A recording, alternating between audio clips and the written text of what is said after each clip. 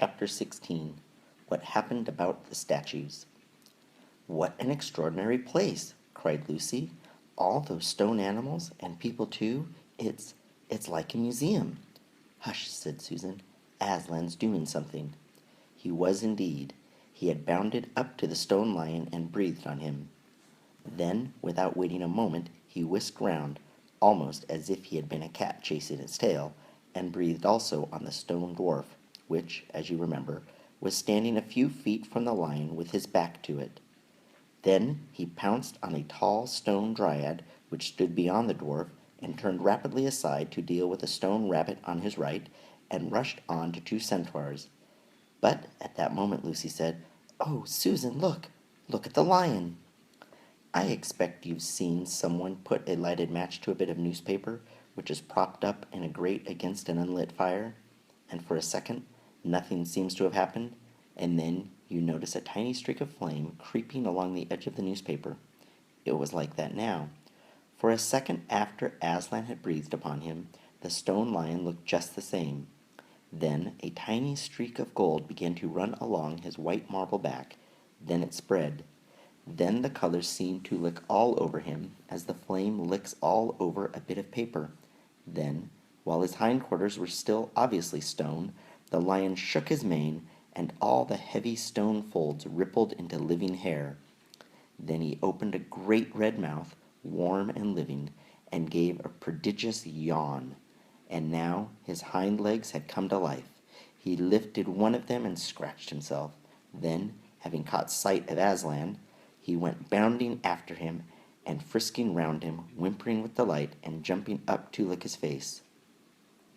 Of course, the children's eyes turned to follow the lion, but the sight they saw was so wonderful that they soon forgot about him. Everywhere the statues were coming to life. The courtyard looked no longer like a museum. It looked more like a zoo.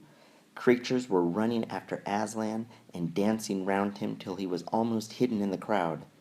Instead of all that deadly white, the courtyard was now a blaze of colors: glossy chestnut sides of centaurs, indigo horns of unicorns, dazzling plumage of birds, reddy brown of foxes, dogs, and satyrs, yellow stockings and crimson hoods of dwarves, and the birch girls in silver, and the beech girls in fresh transparent green, and the larch girls in green so bright that it was almost yellow.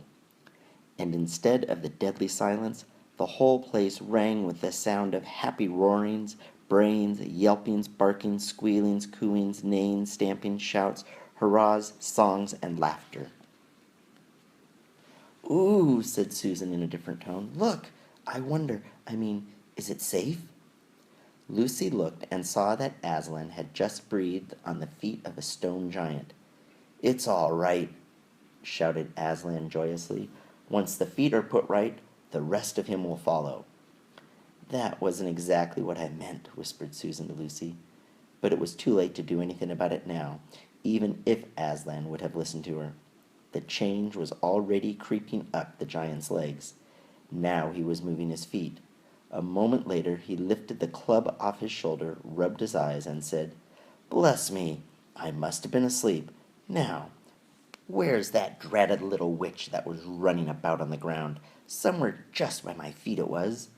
But when everyone had shouted up to him to explain what had really happened, and when the giant had put his hand to his ear and got them to repeat it all again so that at last he understood, then he bowed down till his head was no farther off than the top of a haystack, and touched his cap repeatedly to Aslan, beaming all over his honest, ugly face. Giants of any sort are now so rare in England, and so few giants are good-tempered, that 10 to 1 you have never seen a giant when his face is beaming. It's a sight well worth looking at.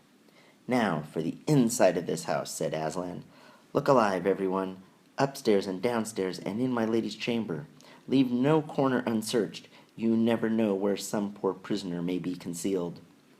And into the interior they all rushed, and for several minutes the whole of that dark, horrible, fusty old castle echoed with the opening of windows and with everyone's voices crying at once, "Don't forget the dungeons! Give us a hand with this door! Here's another little winding stair! Oh, I say, here's a poor little kangaroo! Call Aslan! Phew! How it smells in here. Look out for trapdoors up here. There are a whole lot more on the landing. But best of all was when Lucy came rushing upstairs shouting, Aslan, Aslan, I've found Mr. Tumnus. Oh, do come quick. A moment later, Lucy and the little fawn were holding one another by both hands and dancing round and round for joy. The little chap was none the worse for having been a statue, and was of course very interested in all she had to tell him. But at last the ransacking of the witch's fortress ended. The whole castle stood empty, with every door and window open, and the light and the sweeping spring air flooding into all the dark and evil places which needed them so badly.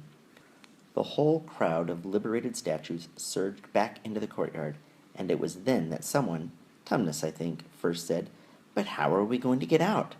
For Aslan had gotten in by a jump, and the gates were still locked. That'll be all right, said Aslan, and then, rising up on his hind legs, he bawled up at the giant. Hi, you up there, he roared. What's your name? Giant Rumblebuffin, if it please your honor, said the giant, once more touching his cap. Well then, Giant Rumblebuffin, said Aslan, just let us out of this, will you? Certainly, your honor, it will be a pleasure, said Giant Rumblebuffin. Stand well away from the gates, all you little uns. And he strode to the gate himself, and bang, bang, bang went his huge club. The gates creaked at the first blow, cracked at the second, and shivered at the third. Then he tackled the towers on each side of them, and after a few minutes of crashing and thudding, both the towers and a good bit of the wall on each side went thundering down in a mass of hopeless rubble. And when the dust cleared, it was odd, standing in that dry, grim, stony yard, to see through the gap all the grass and waving trees and sparkling streams of the forest, and the blue hills beyond that, and beyond them the sky. Blowed if I ain't all in a muck sweat, said the giant, puffing like the largest railway engine. Comes of being out of condition. I suppose neither of you young ladies has such a thing as a pocket-handkerchief about you. Yes, I have, said Lucy, standing on tiptoes and holding her handkerchief up as far as she could reach. Thank you, missy, said Giant Rumblebuffin, stooping down. The next moment Lucy got rather a fright, for she found herself caught up in mid-air between the giant's finger and thumb. But just as she was getting near his face, he suddenly started, and then put her gently back on the ground, muttering, Bless me, I've picked up the little girl instead. I beg your pardon, missy, I thought you was the handkerchief. No, no, said Lucy, laughing. Here it is. This time he managed to get it, but it was only about the same size to him that a saccharine tablet would be to you, so that when she saw him solemnly rubbing it to and fro across his great red face, she said, I'm afraid it's not much use to you, Mr. Rumblebuffin. Not at all, said the giant politely. Never met a nicer handkerchief. So fine, so handy, so... I don't know how to describe it. What a nice giant he is, said Lucy to Mr. Tumnus. Oh, yes, replied the fawn. All the Buffins always were. One of the most respected of all the giant families in Narnia. Not very clever, perhaps. I never knew a giant that was. But an old family, with traditions, you know. If he'd been the other sort, she'd never have turned him into stone. At this point, Aslan clapped his paws together and called for silence. Our day's work is not yet over, he said, and if the witch is to be finally defeated before bedtime, we must find the battle at once. And join in, I hope, sir, added the largest of the centaurs. Of course, said Aslan. And now, those who can't keep up, that is children, dwarfs, and small animals, must ride on the backs of those who can, that is lions, centaurs, unicorns, horses, giants, and eagles. Those who are good with their noses must come in the front with us lions to smell out where the battle is. Look lively and sort yourselves. And with a great deal of bustle and cheering they did. The most pleased of the lot was the other lion, who kept running about everywhere pretending to be very busy, but really in order to say to everyone he met, Did you hear what he said? Us lions. That means him and me. Us lions. That's what I like about Aslan. No side, no standoffishness. Us lions. That meant him and me. At least he went on saying this till Aslan had loaded him up with 3 dwarves, 1 dryad, 2 rabbits, and a hedgehog. That steadied him a bit.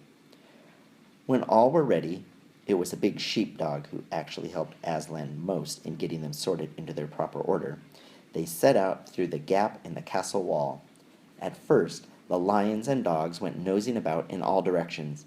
Then suddenly, one great hound picked up the scent and gave a bay.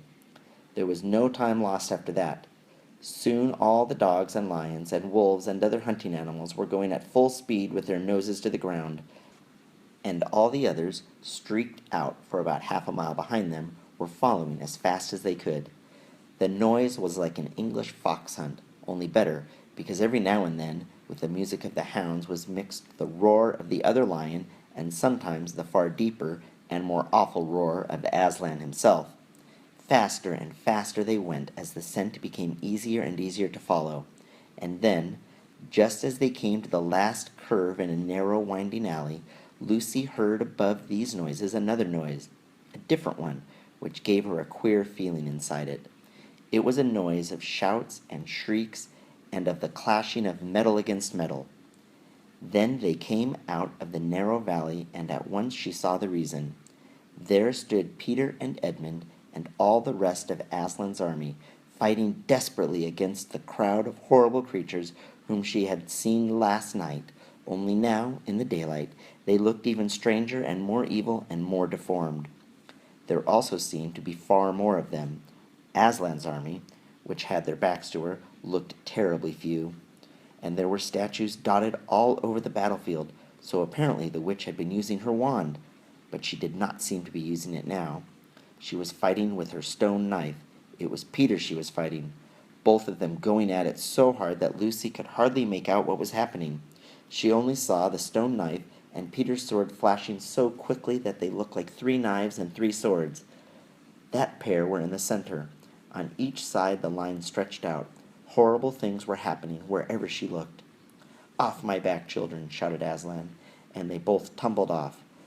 Then, with a roar that shook all Narnia from the western lamppost to the shores of the eastern sea, the great beast flung himself upon the White Witch. Lucy saw her face lifted toward him for 1 second with an expression of terror and amazement. Then the lion and witch had rolled over together, but with the witch underneath, and at the same moment all warlike creatures whom Aslan had led from the witch's house rushed madly on the enemy's line.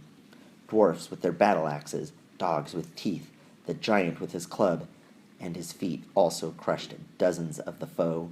Unicorns with their horns, centaurs with swords and hooves, and Peter's tired army cheered, and the newcomers roared, and the enemy squealed and gibbered till the wood re-echoed with the din of that onset.